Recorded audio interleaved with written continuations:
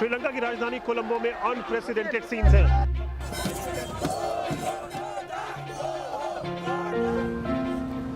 ये वही जगह है जहां पर आज से ठीक एक साल पहले हजारों लोग दिन रात 24 घंटे विरोध प्रदर्शन कर रहे थे। श्रीलंका में महंगाई के खिलाफ, श्रीलंका में सरकारी नीतियों के खिलाफ, बेरोजगारी के खिलाफ। एक तरह से ये डेमोक्रेसी का और श्रीलंका में बदलाव का सिंबल बन चुकी थी जगह। पार्लिमेंटु मंत्री रनिल विक्रमसिंह मैथितुमा। देश को नए राष्ट्रपति तो मिले, लेकिन सरकार ने प्रदर्शनकारियों को भी हटा दिया। वापसी उनकी भी हुई जो देश छोड़ रातों रात निकल गए थे। लोगों ने एक नई शुरुआत करने की भी सोची। एक साल बाद नजारा बहुत बदला हुआ सा दिखता है। दुकानों में चहल पहल दिख रही है, बच्चे स्कूल जा रहे हैं, लोग ऑफिस जा रहे हैं। सड़कों पर ट्रैफिक वापस पहले की तरह आ गया है। लेकिन इस देश की जो दरअसल हकीकत है वो नहीं है जो यहाँ पर दिख रही है। पिछले साल कैंडी शहर में मुलाकात हुई थी प्रोफेसर डी जॉयसा से। फेफड़ों की बीमारी थी, देश में दवा खत्म थी तो विदेश से महंगी दवा मंगानी पड़ती थी। Sia looks very young. Yeah. इस बार मिली सिर्फ उनकी तस्वीर, मिली कुछ यादें भी। We didn't have any medicine. दिक्कतें बहुत थीं, पैसे खत्म हो रहे थे, दोस्त मदद कर रहे थे, लेकिन वो अपनी किताब पूरी करना चाहते थे। उन्हें पता था कि अब मौत आने वाली है, बचना मुश्किल है, लेकिन हिम्मत नहीं हारी। काश उनका आखिरी समय थोड़ा बेहतर होता। Last wish was to publish the book. Sri Lanka की आर्थिक बदहाली ने सीधा असर डाला है मेडिकल सुविधाओं पर, जो सभी को मुफ्त मिलती रही हैं। विदेशी मुद्रा भंडार के कम होने से किल्लत तो बढ़नी ही थी। 2.25 करोड़ की आबादी वाले श्रीलंका का ये एकमात्र स्पेशलिस्ट कैंसर हॉस्पिटल है। यहाँ पर करीब 900 बेड्स हैं कैंसर पेशेंट्स के लिए, लेकिन आधा अस्पताल अभी फ़िलहाल वीरान रहता है। दवाओं की शॉर्टेज है, पेशेंट्स को न्यूट्रिशनल सपोर्ट की शॉर्टेज है, और डॉक्टर्स का कहना है कि अभी भी दूर दराज से श्रीलंका से लोग यहाँ पर इलाज के लिए पहुँच नहीं पा रहे हैं, और ये एक क्रिटिकल इलनेस होती है। 48 साल की रमनी को पिछले साल से ब्रेस्ट कैंसर है। ऑपरेशन हुआ, पहले दौर का इलाज भी, लेकिन अब चिंता ज्यादा है। इतनी दूर इलाज कराने आने का खर्च बहुत है। अभी तक दवाएं मुफ्त मिली हैं, लेकिन आगे की थेरेपी वाली दवा ना तो अस्पताल में है और ना ही प्राइवेट दवा की दुकानों में। पता नहीं क्या होगा। We were here last year. इन सभी की गुहार लेकर हमने श्रीलंका के हेल्थ मिनिस्टर का दरवाजा खटखटाया।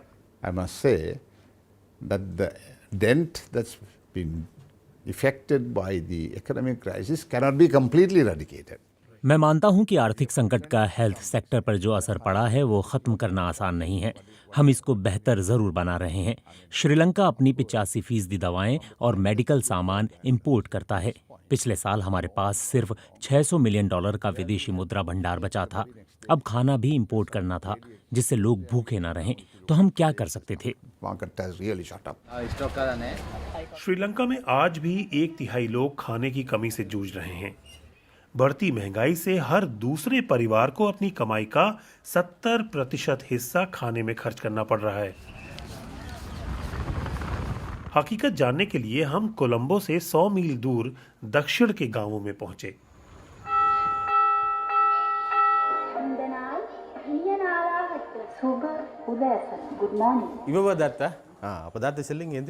बच्चों से सवाल ये कि कितनों ने घर में नाश्ता किया।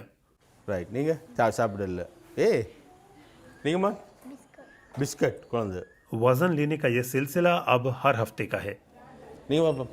बच्चों के घरों में न पूरी तरह खाना मिल रहा है और न प्रोटीन। इनमें से ज्यादातर के परिवार खेती करते हैं और 1 साल के भीतर गरीबी रेखा के दायरे में पहुंच गए। पिछले साल से हमने इन्हें भोजन देना शुरू किया, जिसमें हर हफ्ते 2 अंडे भी शामिल थे। बढ़ती महंगाई से अब उसे भी कम करके एक अंडा करना पड़ रहा है, क्योंकि कुपोषण से बचने के लिए कुछ प्रोटीन भी तो चाहिए ही।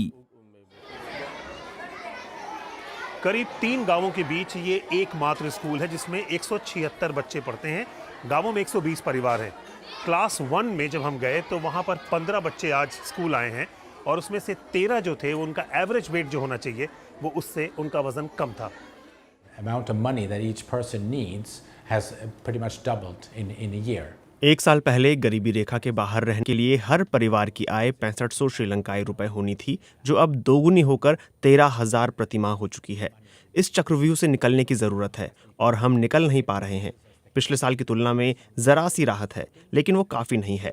जब अर्थव्यवस्था पटरी पर आएगी तभी रोज़गार बढ़ सकेगा, जिससे लोग कमा और खा सकेंगे। That it almost doubled. पिछले साल में श्रीलंका को IMF, वर्ल्ड बैंक और कई अंतर्राष्ट्रीय संगठनों से मदद मिल चुकी है। चीन और भारत ने भी पहले दिए गए ऋण को अदा करने की समय सीमा बढ़ा दी है, लेकिन महंगाई में कोई कमी नहीं है। Thank you so much, thank you. ये जो मैं खाने जा रहा हूँ ये एग रोटी है। अंडा इसमें एक पड़ा हुआ है और रोटी के अंदर बना के इसको खिलाया जाता है।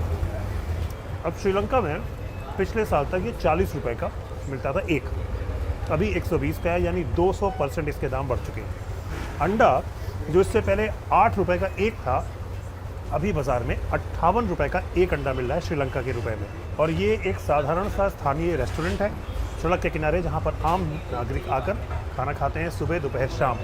और मुझे लगता है कि इससे बेहतर जगह नहीं हो सकती किसी जगह की, किसी देश की महंगाई को मापने की।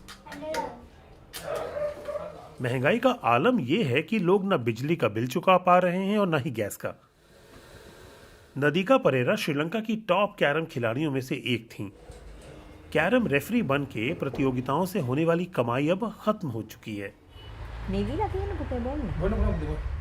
पति को टैक्सी चलानी पड़ रही है, जिससे खर्च पूरा नहीं होता।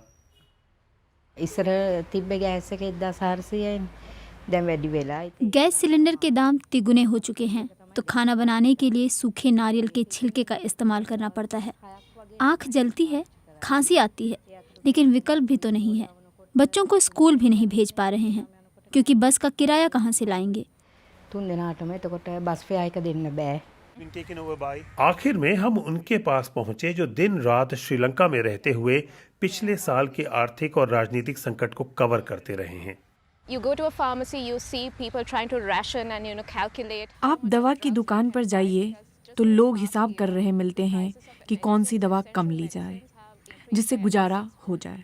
माँ बाप घरों में ये फैसला ले रहे हैं कि किस बच्चे को स्कूल भेजें, किसे नहीं, क्योंकि यूनिफॉर्म और नोटबुक नहीं खरीद सकते। समझ लीजिए कि हम वहीं हैं जहाँ पिछले साल थे। But still, parents can't send them to schools. साल भर में वादे कई हुए हैं, लेकिन पूरे कम हुए हैं। हालात अगर ऐसे ही खिंचते रहे तो देश की बची हुई उम्मीद भी धीमी पड़ सकती है। प्रेम भूमिनाथन के साथ नितिन श्रीवास्तव, BBC श्रीलंका।